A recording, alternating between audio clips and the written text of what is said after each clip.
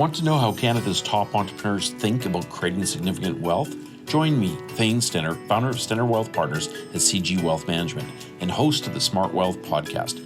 Download today at iHeartRadio or your favorite podcast platform.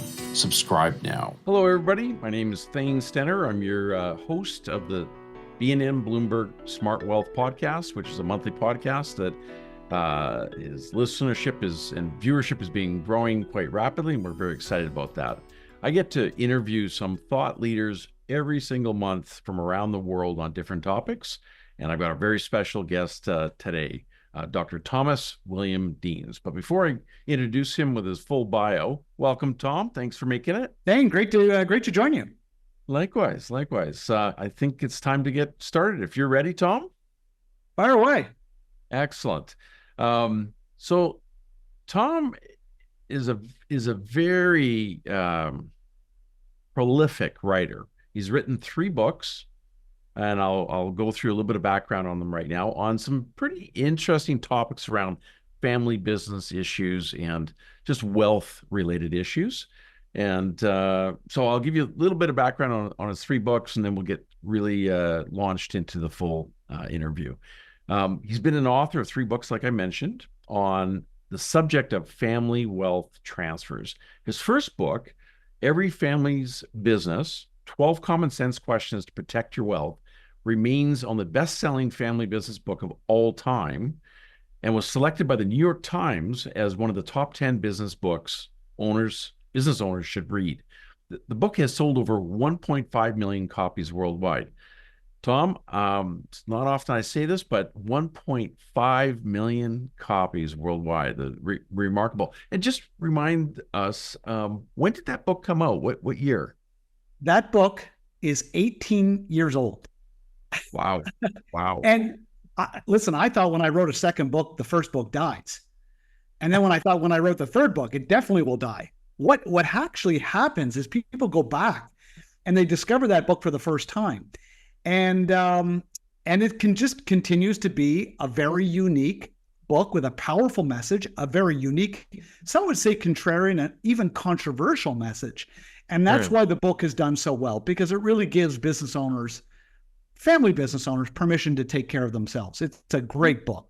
Yeah, and we'll get into this because there are a few controversial points that I know listeners will actually really enjoy listening to.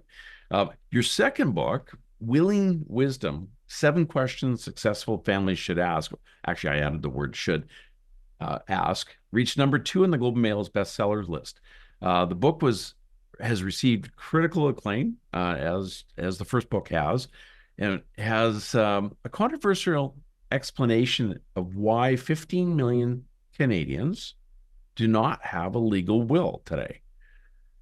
Willing Wisdom continues to stir debate on the merits of disclosing a will with intended beneficiaries. So just a little snippet on that book and kind of when did that one come out?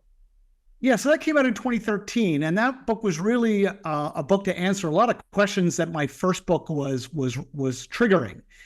So yeah, how is it that 15 million people can be missing the most important document in an estate plan? The book answers that question and goes one step further to build a case for actually sitting your family down and saying, hey, instead of me writing my will by myself, let's tackle this subject together. How should the cottage transition, the business transition, my wealth transition, who should it go to? When should it go? All at once when I die? Should we consider living gifts? And how can we begin to use a family meeting to make better decisions together? It's a really great book, but I'll tell you, Thane, this problem is not going away. 300 million is inherited every day in this country, and it is largely not going well.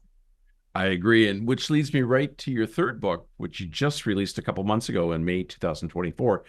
You released the book, The Happy Inheritor, which I kind of like, Tom, because you're focusing on the positive aspects of receiving. I've been, unfortunately, the executor of 2 estates myself, and I can tell firsthand that it's not always happy as to how things are organized leading up to that unfortunate event. But the book title, The Happy Inheritor, How Successful Families Prepare Heirs and Transfer Their Wealth. The third and final book. third and final book in his family wealth trilogy. So is it the final book, Tom? Oh yeah. No, no. This one really took it out of me. It was a hard book to write. It took me 10 years actually to research and write this book. And I'm so pleased because it really does put a bow around this whole subject of family wealth and how it should transfer and how successful families do a great job of this. We often are left with this idea that families kind of always mess it up and end up in court fighting. And the reality is that there are some remarkable families that I've met over the course of 18 years who use family meetings in a really healthy way with their trusted advisors at the center of that process, and they do a great job of it. They're boring families. They make for terrible Netflix series. Yes, not like Succession. Right. Exactly. Right. So there's a stat here that in your bio, which is also kind of interesting, and then we'll kind of get really into the questions here. But $300 million a day is being transferred or inherited by Canadians. Is that a pretty accurate number? That's a very accurate number, and it's rising. And in the US, that's 3 billion. That's not a typo. That's billion with a B, as in Bob. $3 billion every single day, today, tomorrow, and every day. So the boomers are turning 76 this year. That cohort from 1948 to born in 1948 to 1964, they started businesses in record numbers, and they were habitual savers and investors, highly disciplined, very successful.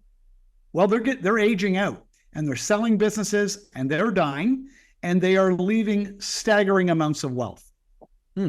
So aside from being obviously a prolific writer, you've delivered over like 2,000 speeches in 28 countries. So that's got to be a fascinating job, like, or career or passion that you're into. Like, how long have you been doing speeches on your books, for an example? Well, really from day one. So 18 years. When that first book was released, I was very fortunate. Halfway through writing that book, I had a really fortunate a lunch with David Chilton, the wealthy barber, who Dave's a great guy, very generous with his time and his ideas, and he shared his business model.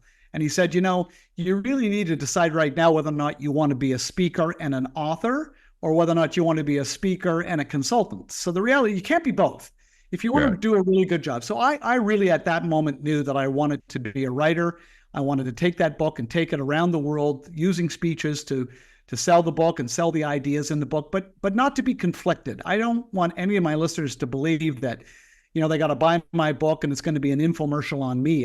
It's not what I do. The book really is self-contained. It's got ideas that really are powerful, and they have questions that help families start conversations with their advisors, with other family members, so that they can get out in front of this massive issue and start to bring some structure, good governance, and transparency to their estate plan. Because the alternative, Thane, is that people are either dying intestate, that is without a will, or they're dying with a will that's squirreled away in a safety deposit box that not even the executor knows where it is.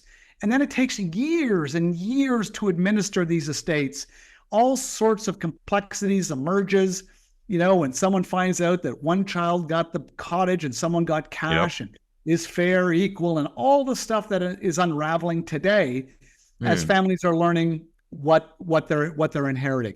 So your expertise, though, isn't just theoretical, like a lot of people, quite candidly, that kind of in cursory format kind of comment about things. I mean, your family itself has various businesses that you've been built over time and sold over time. In fact, over $100 million worth. So I think you're bringing a very practical sense to this. So maybe let's get right into things. Like, what did you learn about your own family businesses? Let's just start there. Yeah, so I have a PhD. When I graduated, I started my career at Scotiabank downtown, 44 King, and then joined the family business quite late in life. So 37 when I joined the family business, ran that business for 8 years as CEO. And then sold that business. I was in the process of acquiring shares, buying it at full market value based on a third-party valuation, like lots of internal discipline in our family around how we transfer a business. In fact, going back to my grandfather and father, like we start these businesses, we scale them, we involve family, but we've never over the course of 3 generations, gifted an operating business to the next generation. We have always sold them and then transferred the wealth to the next generation. It feels like a fairly hard and difficult message to deliver to the next generation. They feel like, well, typically all they would have to do is just kind of wait long enough, wait for someone to die, and then they would inherit the shares to the family business. Mm-hmm. Right? That's how it went down for decades and decades and decades. Well, the reality is business owners are living a lot longer. So instead of death being the triggering event at age 72, the typical morbidity rate of that cohort of business owners, males, now that number is 87. So they're living longer. They're living longer. They've stored more wealth in their business than any generation because they have lived longer. And the rising generation are in their 50s and 60s. They're not looking for clarity around how and when the business will transfer. They're just looking to their parents for permission to retire. Everything has changed. So the oldest play in the playbook was for succession planning is if you were the rising generation, you would join your parents' business, you'd run the business, and mom and dad would retire. They would draw a salary from that business, and then right up to the moment they died, and then the business would transfer on last to die to the next generation. Mm-hmm. Well, as you can guess, because they're living longer, the next generation, they're just impatient. They don't want to wait till they're 50 or 60 or even 70 when their parents are 90 to get control of the business. And so these relationships are unraveling. Families are finding it very difficult, and it's causing a lot of wealth destruction. Why? Because most business owners certainly do what I did, my father and my grandfather. When we create profits, we don't pull it out and buy a Porsche. We reinvest those profits year after year after year, decade after decade. And we concentrate, business owners do this, they concentrate their wealth in their operating business. And that is an incredibly dangerous strategy for protecting and transitioning wealth. So let's just pause there for a few moments. Please stay with us. We'll be right back. The comments and opinions expressed in this podcast are the results of work done by Stenner Wealth Partners. They may differ from the opinion of Canaccord Genuity Corp. and should not be considered as representative of Canaccord's beliefs, opinions, or recommendations. All views expressed in this podcast are provided for informational purposes only and do not constitute an offer or solicitation to buy or sell any securities. The statements expressed herein are not intended to provide tax, legal, or financial advice, and under no circumstances should be construed as a solicitation to act as a securities broker or dealer in any jurisdiction. All views are intended for general circulation only and do not have any regard to the specific investment objectives, financial situation, or general needs of any particular person, organization, or institution. Canaccord is a member of the CIPF. The comments expressed in this podcast are the results of work done by Stenner Wealth Partners. They may differ from the opinion of Canaccord Genuity Corp. and should not be considered as representative of Canaccord's beliefs, opinions, or recommendations. All views expressed in this podcast are provided for informational purposes only and do not constitute an offer or solicitation to buy or sell any securities. The statements expressed herein are not intended to provide tax, legal, or financial advice, and under no circumstances should be construed as a solicitation to act as a securities broker or dealer in any jurisdiction. All views are intended for general circulation only and do not have any regard to the specific investment objectives, financial situation, or general needs of any particular person, organization, or institution. Canaccord is a member of the CIPF. Want to know how Canada's top entrepreneurs think about creating significant wealth? Join me, Thane Stenner, founder of Stenner Wealth Partners at CG Wealth Management and host of the Smart Wealth Podcast. Download today at iHeartRadio or your favorite podcast platform. Subscribe now. Welcome back, everybody. We're with Dr. Tom Deans, and we're going to get right back into today's interview. So you've written these 3 books. You're definitely an expert in the space, in the sector. What would you say the top 2 or 3 points that are the most provocative that your books kind of provoke people or make them really think more deeply about how to do this transition much better than what's being done in the marketplace today in general? Yeah, I think generally I would remind business owners that their business is not their legacy. Very few business owners, build businesses that transcend their own life. Businesses simply don't last that long. According to Fortune magazine, of the 100 largest firms in America in the year 1900, only 16 were still in business 4 generations later in the year 2000. A generation is roughly 25 years. I mean, it's such a great data point that reminds business owners just how really dangerous it is to store your wealth in that business because of how frail and temporary they are. Right. And secondly, so many business owners forget that, business is not something you kind of play at. There's a lot of business owners who get to a certain age in their 60s or 70s, and then they kind of take their foot off the gas pedal and they kind of cruise. They like the size of the business. They don't want to make it overly complex. And of course, when that happens, that is a dangerous moment in time, right? Businesses either go up in value, they grow, but when a business owner starves that business of capital, new investment, it's on a very scary trajectory. So part of what I'm saying to business owners is, listen, there is no shame in selling your business. There's a lot of cultural import that suggests that the buyer is the victor and the seller is the vanquished. Yes. And part of my message, and I think this is why the book has done remarkably well, is primarily because it says to the business owner, no, you've got it all wrong. Selling the business is the high water mark of success. It is the public acknowledgement that you have fully understood what your business is and what it is not. Right. A business is not your family. Your family is your family. Your business is not your pet. It's not your friend. It's not your identity. A business is an instrument of wealth creation. It goes up in value or it goes down in value. And the book really drills that point home and reminds business owners that they need to work from the day they incorporate. They need to build a business that is scalable, that is valuable. And that means that it's a business that is producing lots of free cash flow, because at the end of the day, that is what people are purchasing. They want cash flow, and they will pay you a multiple of that free cash flow. So it's a reminder to business owners that, I know you're very proud of their culture and their brand and their name and their customer relationship, but at the end of the day, the acquirer wants cash flow. And it's a reminder that the real money in business, is made on the way out. It's not made from salaries and dividends and bonuses along the way.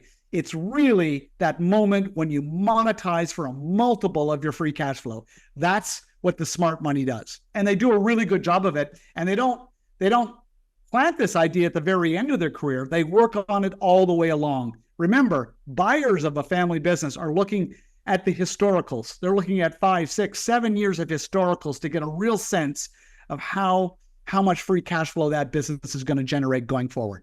Yeah, I agreed. We've got 50 clients across Canada, typically between net worths of 25 million up to multi-billion. And I've seen this firsthand, where the transitions, some have gone extremely well, and unfortunately some have not. And this is a real issue, Tom. I mean, I can see why your books have struck a chord as much as they have. So tell me, let's just circle back to an earlier point. You said in your own family business, when you were in your family business, you had to pay, value and pay for your shares. So tell us a little bit more about that.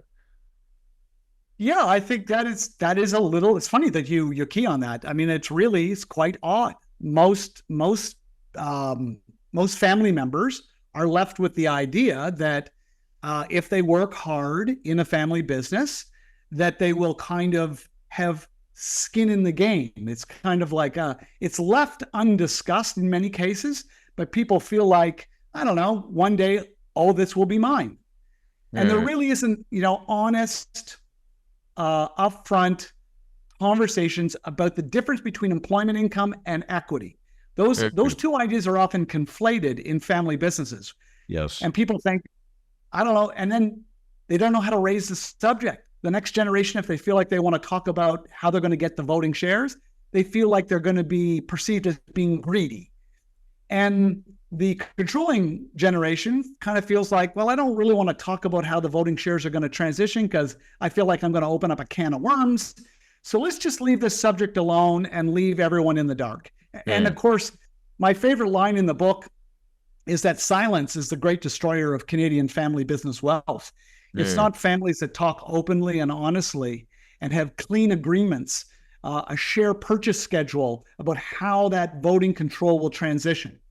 It's often left completely in the dark. When people talk about succession planning in the context of family businesses, they're often talking about management succession planning, starting their children in the warehouse, giving them sales responsibility, then administrative and finance responsibility. That's not what I'm talking about.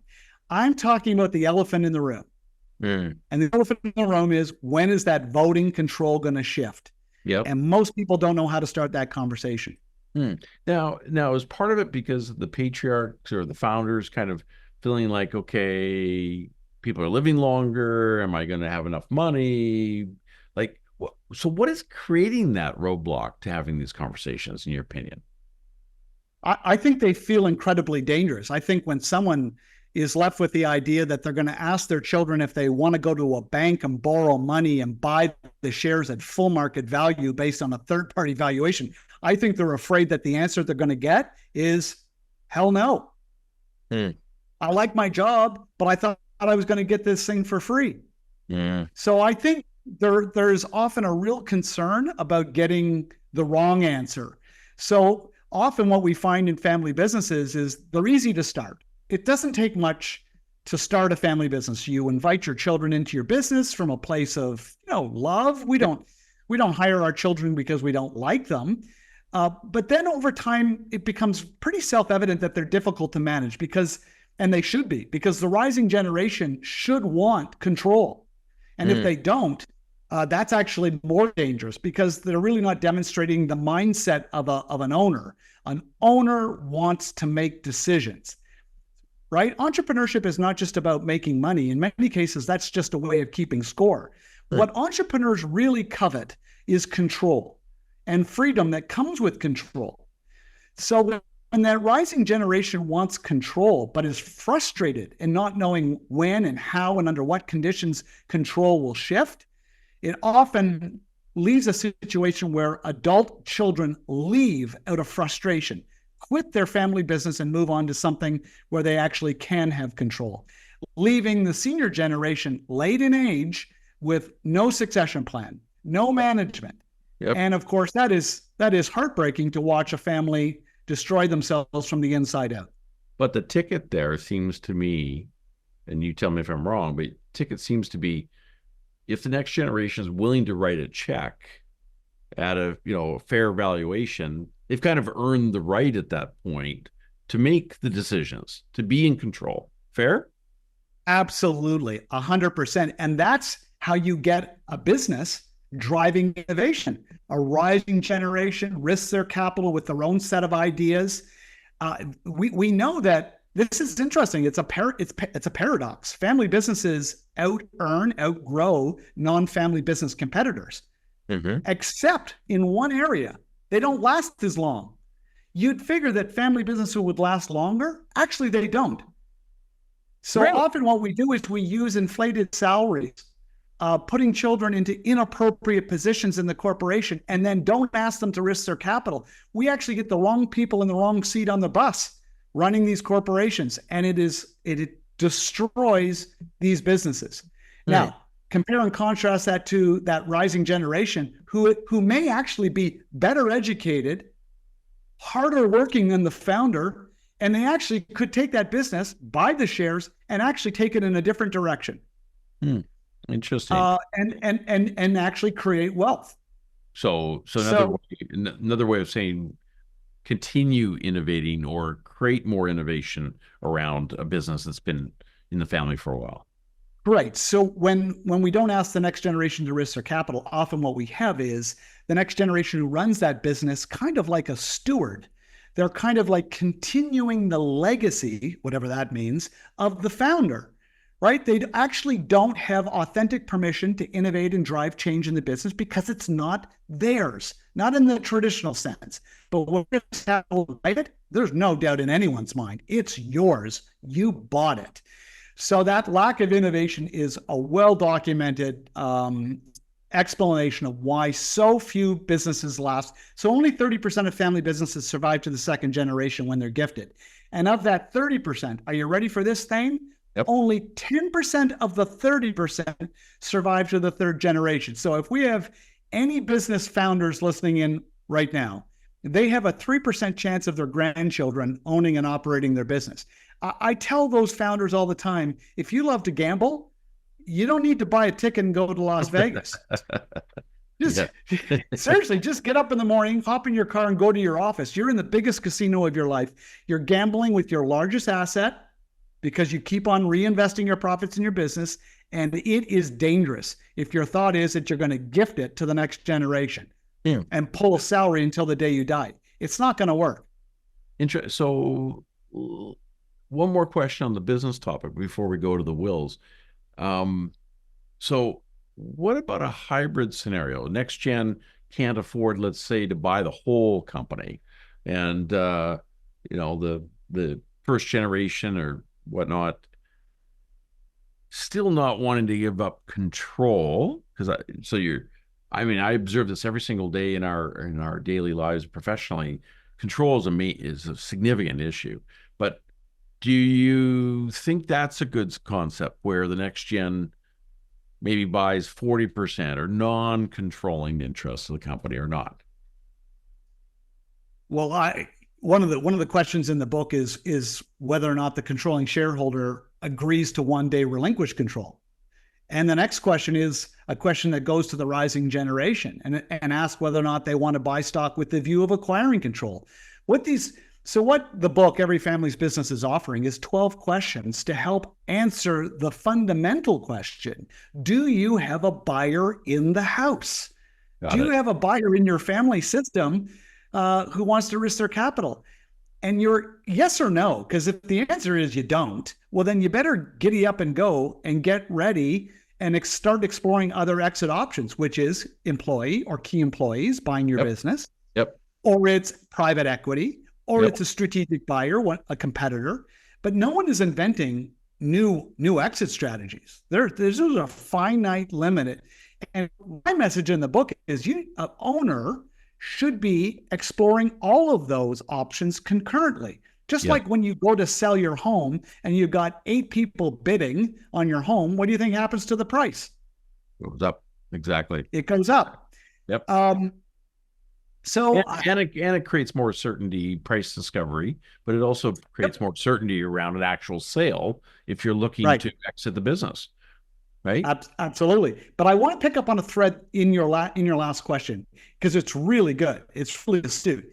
Where it really begs the question: where does that rising generation access capital to buy their parents' business? Which is usually expensive because remember what the parents have been doing for 10, 20, 30, 40 years? They've been pumping cash back into the business. These are under leveraged balance sheets. These are expensive businesses for the next generation to buy. Yes. So part of what I talk about in Every Family's Business and pick up in Willing Wisdom is this idea of a family meeting where the senior generation explores living gifts to all of their children. And then now follow this because the sequence is really crucial. They then ask the next generation, do you want to risk your capital with the view of acquiring control of my business? Yes or no? And don't tell me you don't have money because we just gave you money. The question is, do you want to return some of that money or all of it? Do you want to risk your future inheritance and purchase this business? Yes or no? What this helps to do is basically trim the family tree and get ownership of that family business into the hands of that typically one person in the family who wants the business. So we know that the alternative is not to do this, to die, leave an equal number of shares to all of your children, whether they're in the business or not. And then, of course, what are we doing? We're setting up the family for litigation, or we're setting up the family the sibling who does get the business to have to write a huge check. Often there is no liquidity, no insurance. There's a huge tax bill triggered capital gains on last to die. And you have children litigating over control. All of this because this plan that was hatched in someone's head is held secret right up until the very end. I think as Canadian business owners, we can and must do better. I agree. I totally agree. So let's pivot to the will and estate planning side. So again, I've been an executor twice, unfortunately, but I'm sorry to hear that. yeah, it opened my eyes. It opened my eyes, gave me some real practical experience. And unfortunately, well, fortunately or unfortunately, I can't be one any longer given my profession and the regulations that are around now. But it taught me a lot. It actually taught me a lot of practical items. So, and I'm reminded, I literally had a conversation with a client, new client, just the other day. Him and his wife, they're early 60s, and they've got a will that's 33 years old. And, as part of our discovery process, I kind of said, okay, you've got to update your will. I mean, first things, you guys have to update your wills. There's wealth on both sides of the family. Both been very successful. But and I hate to say this, but the procrastination around doing such a simple act, like, why is that, Tom? Like, why are people just not willing to get around to it? Well, I think there's a couple of explanations, and I would start with superstition. It's often overlooked, but there's a lot of people who have never held a will. They've never seen one. They don't know if it's a thick document or a thin document. And they've been led to believe that, I don't know if you know this, but if you go to a lawyer, talk to a lawyer, make these fundamental decisions about who's going to get your house and your wealth, and then sign that document and bring it home. I don't know if you know this, but studies show you will immediately die. Yeah, sorry. Yeah, I would agree. I would agree with you. I would agree with you on that point. It's absurd. Could you imagine me saying that if you sign a will and bring a will home and keep it in your desk drawer, you're guaranteed to tack on an extra 5 years or 10 years of your life? Both are absurd. It's absurd. Right. So superstition number one. Number two, I think there's a lot of people who think, well, you know what? I'm not going to get a will done right now because next year I'm going to sell my business. And oh, by the way, our daughter is expecting a grandchild. So I'm just going to have to change it anyway. So I'm going to wait. Except They wait again. Every single year, there's something material changes in our life. But there's an easy remedy. It's called a codicil. It's inexpensive. And that's how you keep these documents up to date. It's not one and done. Estate planning is something we need to do every single year. Revisit those documents just to make sure. For example, 33-year-old will, I guarantee the executor they selected is dead. We often select executors who are older than us because they're experienced. Correct. Well, exactly. And, just for sharing's sake, I just completed my own wealth and estate plan update. I review mine every 2 years typically, but probably every year is probably better. But, I even my letter of wishes, which is not part of, a legal construct of the contract or the will.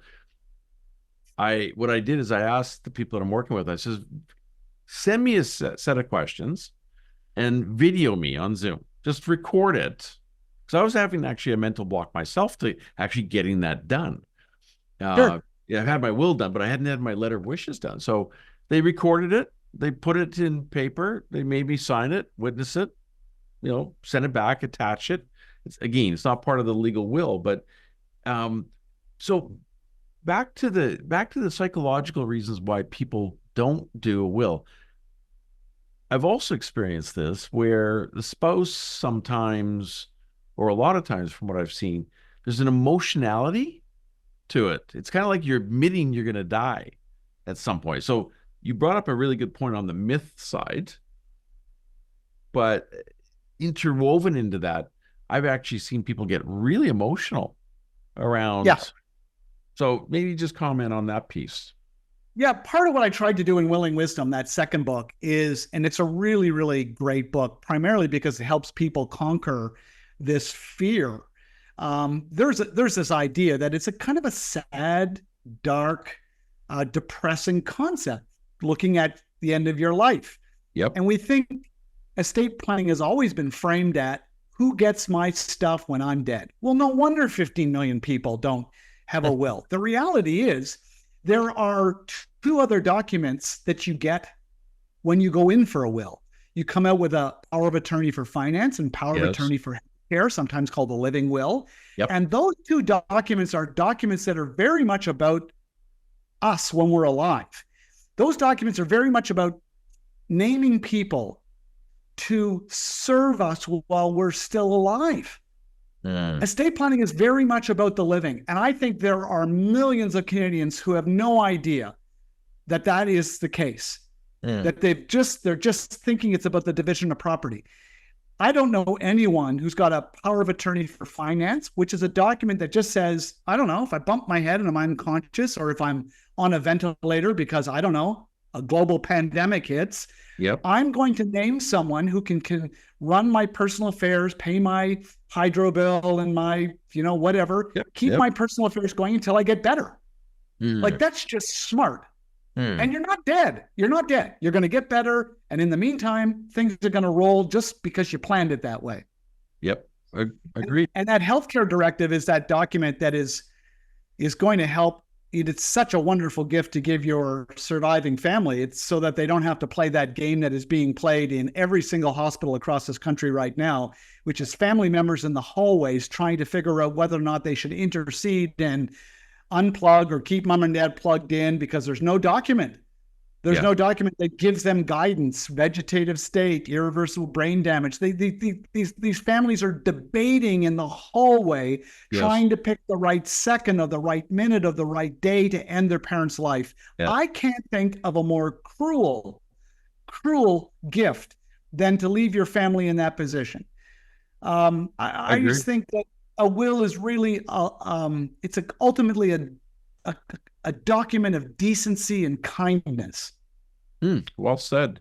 I'll give you something I've concluded on in my own estate planning over the years, and just seeing with clients. This is what I'll say with clients. I'll say a will should document what happened if something happened to you tomorrow or today. Like, figure that piece out. That's 90% of it. And then add on some things for the future. But you can't predict the future. None of us can predict the future. But the key point I've seen is you have to have your will set up in such a way that something happened to you tomorrow. So your earlier comment, Tom, around, well, I'm going to be selling my business next year, so I'm going to get around to it then. Point being is that may not happen, right? You may not get there. So literally, I've literally, and I share this with people. I go, you have to do things in a way. What would happen? What would you want to happen if something happened to you tomorrow? Answer those questions first, because I just think there's so much mental and emotional gymnastics that go into play that a lot of times people just don't. It just blocks them. It just psychologically blocks them from taking that step. When they think, oh, there's too many things to think about. I've got to know all these permeations or decision trees over time. And literally, what I've seen best practices, what if you got hit by a bus tomorrow? Answer those questions first. Put in some nuances thereafter a little bit, but don't let the potential complexity of the future overwhelm you from actually just taking the basic step of doing a will. And I think that's a really, really valid point. Yeah, I agree. And I think, when people get paralysis by analysis, in other words, they get so overwhelmed by the details, they take no action. They need to understand that the province that they live in, or for your U.S. listeners, the states, it's the same on both borders. States or provincial governments have a formula. If there's no will, the family is going to have to apply to the courts for a trustee to be appointed. It's going to be more expensive than a will, just that alone. And it's going to be super time consuming. And then the provincial or state formula will kick in, and they will divide up that business along with the canoe and the barbecue according to that formula. And the chances of that formula mirroring the actual intentions of someone are zero. Correct. They're not, surviving family are not going to be happy with that situation. And remember, if there are people listening who have children under the age of 18, if there's no will, there's no named guardian. Yes. Okay, so then surviving family members are going to have to petition the court for guardianship for minors. And then those children will wonder why their parents didn't spend $500 to get organized. They'll spend a lifetime wondering why mom and dad didn't take the time. Did they not care enough? Did they not know? a lifetime of wondering what really was going on. So let's just pause there for a moment. We'll be right back in a few minutes, so please stay with us. The comments and opinions expressed in this podcast are the results of work done by Stenner Wealth Partners. They may differ from the opinion of Canaccord Genuity Corp. And should not be considered as representative of Canaccord's beliefs, opinions, or recommendations. All views expressed in this podcast are provided for informational purposes only and do not constitute an offer or solicitation to buy or sell any securities. The statements expressed herein are not intended to provide tax, legal, or financial advice, and under no circumstances should be construed as a solicitation to act as a securities broker or dealer in any jurisdiction. All views are intended for general circulation only and do not have any regard to the specific investment objectives, financial situation, or general needs of any particular person, organization, or institution. Canaccord is a member of the CIPF. The comments expressed in this podcast are the results of work done by Stenner Wealth Partners. They may differ from the opinion of Canaccord Genuity Corp. And should not be considered as representative of Canaccord's beliefs, opinions, or recommendations. All views expressed in this podcast are provided for informational purposes only and do not constitute an offer or solicitation to buy or sell any securities. The statements expressed herein are not intended to provide tax, legal, or financial advice, and under no circumstances should be construed as a solicitation to act as a securities broker or dealer in any jurisdiction. All views are intended for general circulation only and do not have any regard to the specific investment objectives, financial situation, or general needs of any particular person, organization, or institution. Canaccord is a member of the CIPF. Want to know how Canada's top entrepreneurs think about creating significant wealth? Join me, Thane Stenner, founder of Stenner Wealth Partners at CG Wealth Management and host of the Smart Wealth Podcast. Download today at iHeartRadio or your favorite podcast platform. Subscribe now. Welcome back, everybody. We're with Dr. Tom Deans, prolific writer. Welcome back, and we'll get right into the interview. Let's pivot to a little bit to the professionals around this topic. I've interacted lots with estate lawyers, estate planners, different type.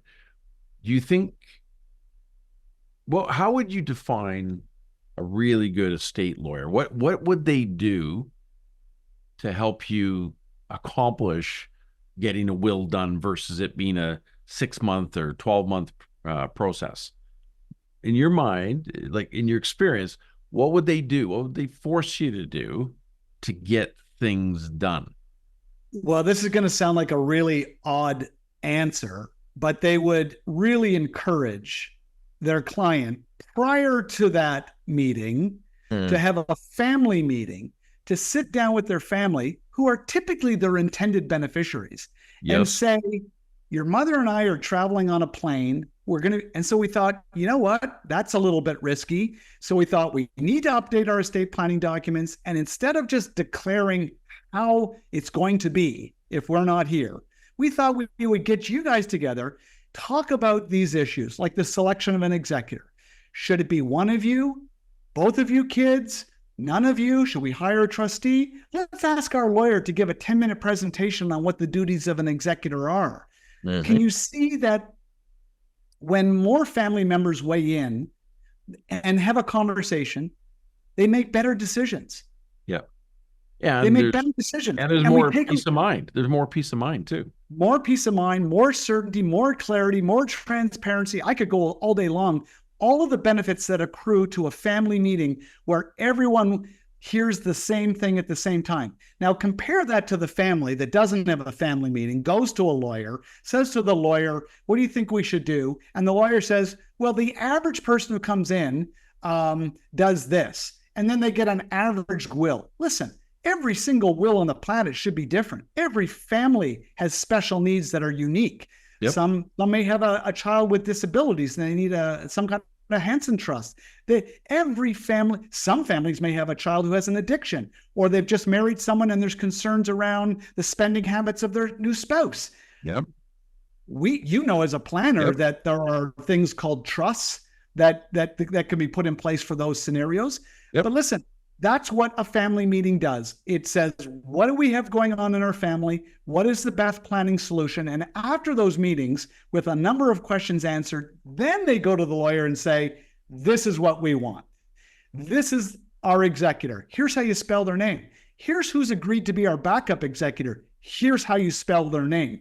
The more work that the family can do before they go to a lawyer, the more decisions they can make, the shorter the meeting with the lawyer. And Thane, short meetings with lawyers, very good. Long meetings with lawyers, very bad. Very bad. Very well said. Right? Yeah. So maybe comment about an additional point here that seems to come up a lot around wills and estate planning is around perfection. Like trying to create this perfect document or this perfect plan. How would you what would you comment about that, Tom? Yeah, I would simply say, I mean, I don't think there is a perfect will. I think, I wouldn't let perfection be the enemy of the good. I mean, a good will, a well-considered will at any moment in time is the best we can hope for. Yep. But there's always things changing in our families. Beneficiaries, new beneficiaries being born, named beneficiaries dying. There are all sorts of case law examples of, people who name their mother as their RSP beneficiary 30 years earlier and never revisit those documents. Yep.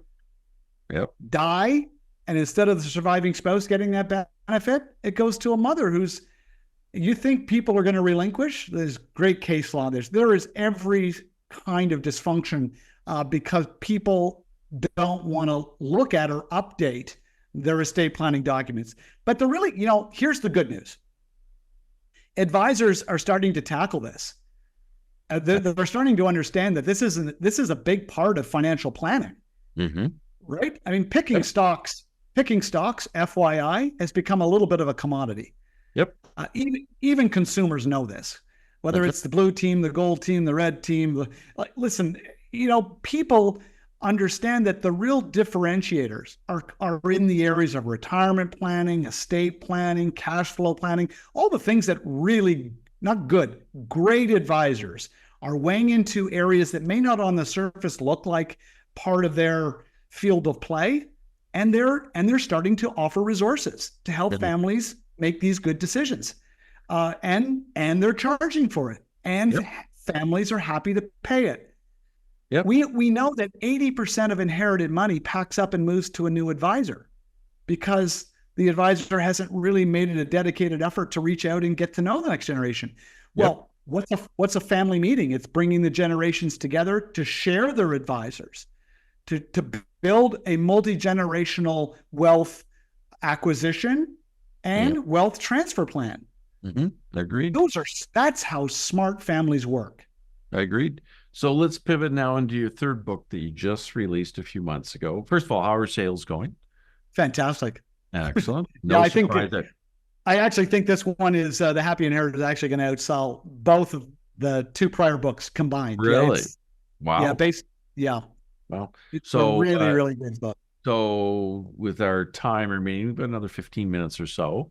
So what are the main interesting title, first of all, The Happy Inheritor. So you're helping people aspire to being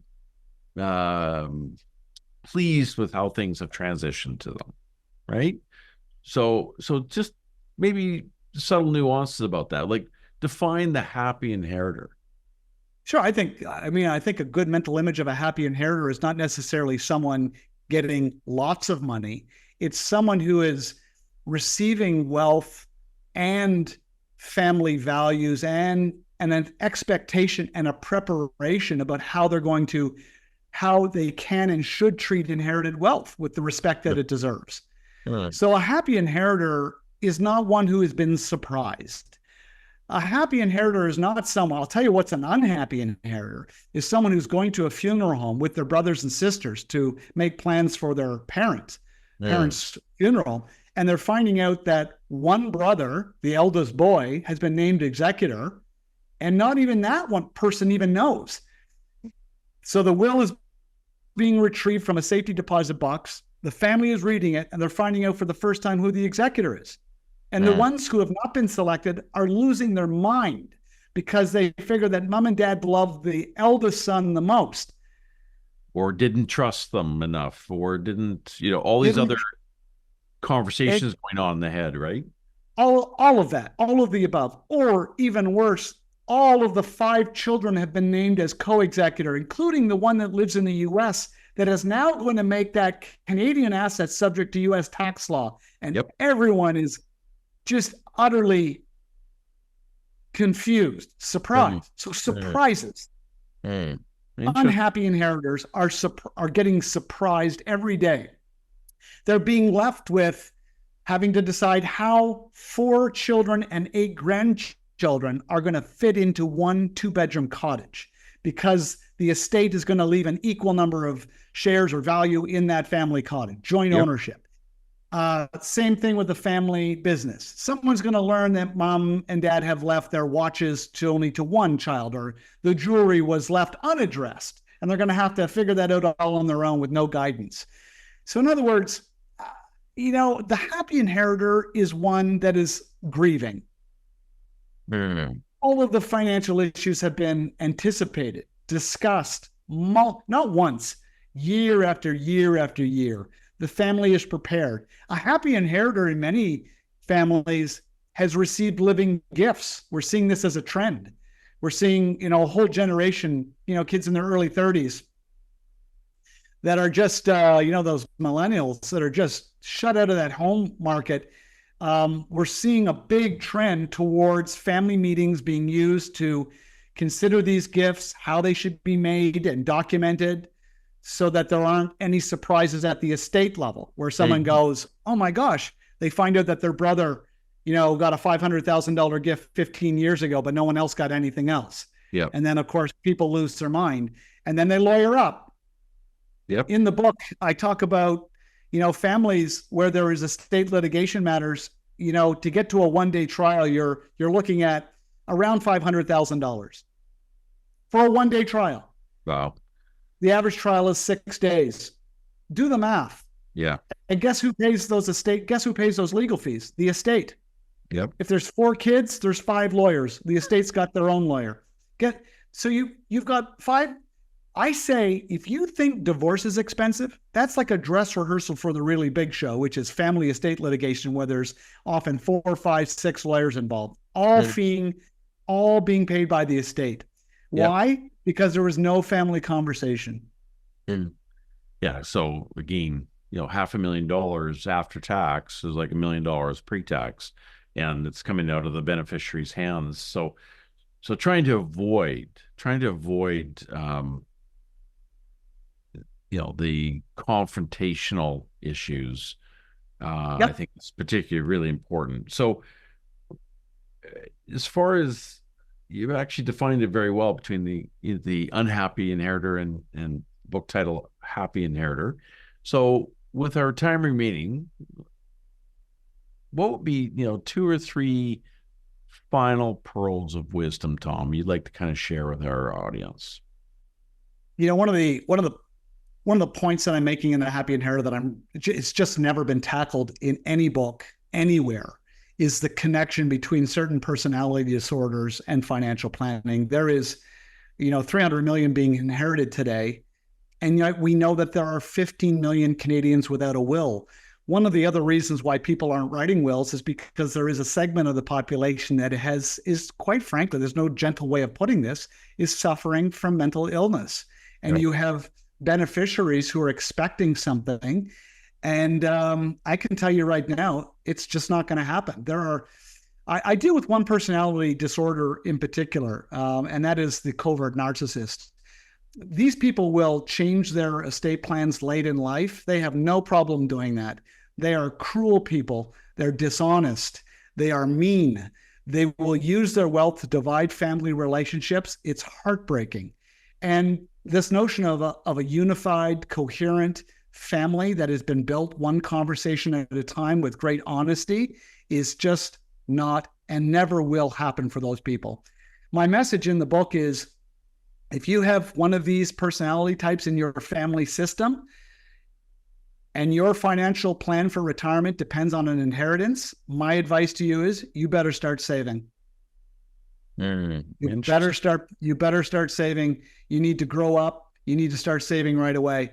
Time is of the essence. There is tremendous amount of destroyed relationships late in life with people who are suffering from these mental illnesses.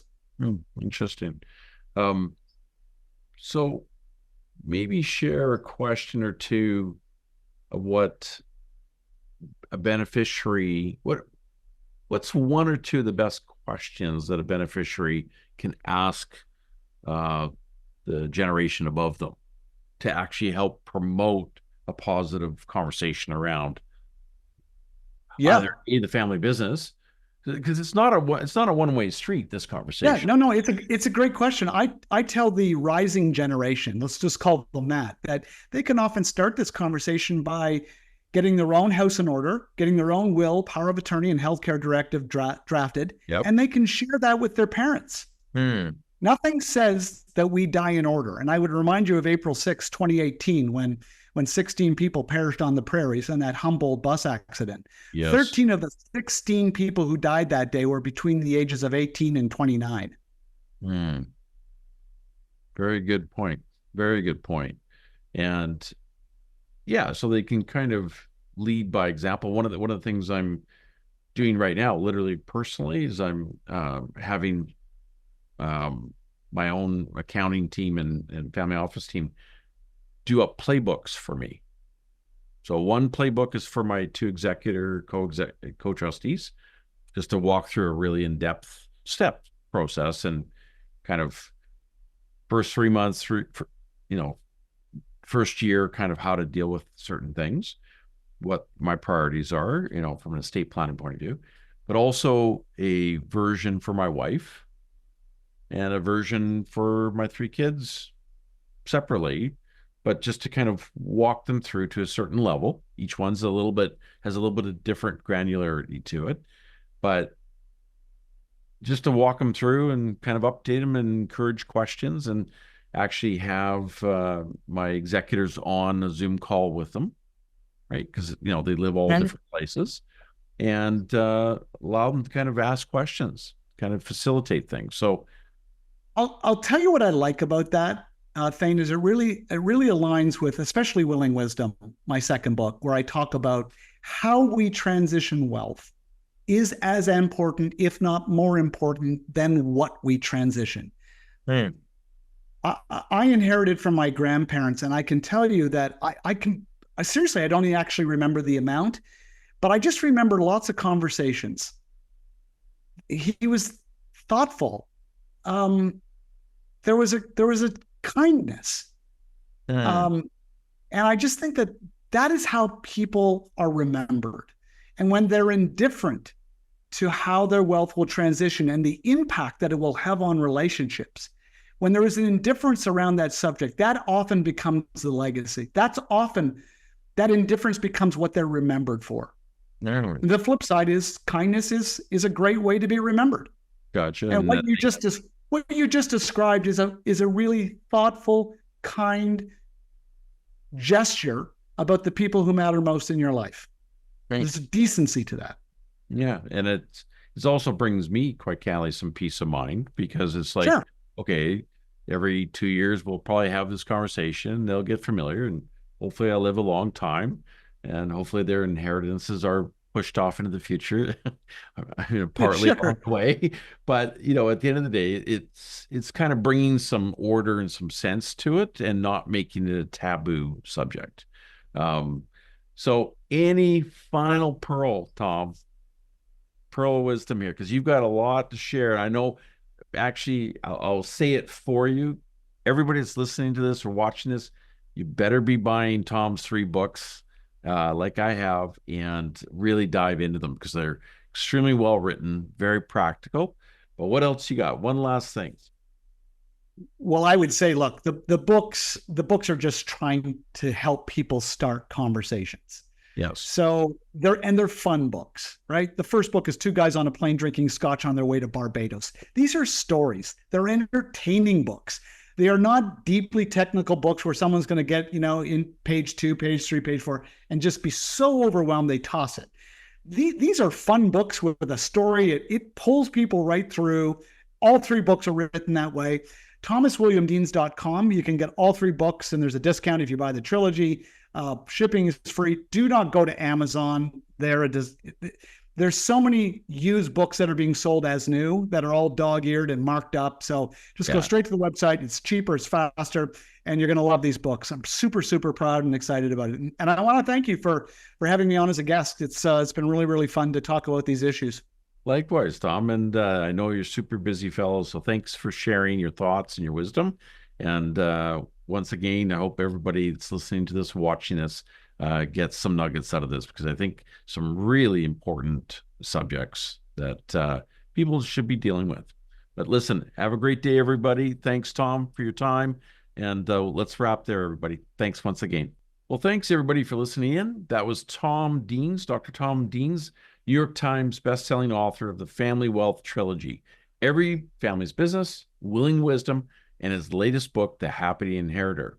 My next guest is Richard James Deacon, award-winning private office real estate advisor with the world's #1 luxury real estate firm, Engel & Volkers. He's also the co-founder of Tiger 21 Canada, an exclusive and highly private investor education organization for ultra-net worth families. Tiger 21 has over 1,100 members across the globe and collectively assets of over $135 billion. So please stay tuned for that. Again, I'm Thane Stenner, and thanks for listening to the Smart Wealth Podcast. Have a great day, everybody.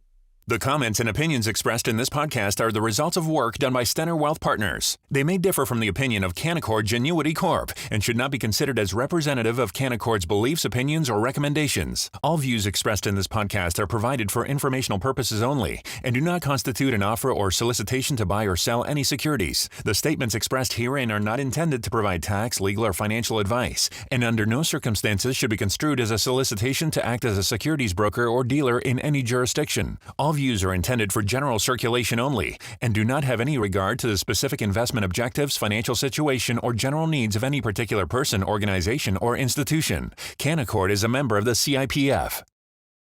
The comments expressed in this podcast are the results of work done by Stenner Wealth Partners. They may differ from the opinion of Canaccord Genuity Corp. and should not be considered as representative of Canaccord's beliefs, opinions, or recommendations. All views expressed in this podcast are provided for informational purposes only and do not constitute an offer or solicitation to buy or sell any securities. The statements expressed herein are not intended to provide tax, legal, or financial advice, and under no circumstances should be construed as a solicitation to act as a securities broker or dealer in any jurisdiction. All views are intended for general circulation only and do not have any regard to the specific investment objectives, financial situation, or general needs of any particular person, organization, or institution. Canaccord is a member of the CIPF.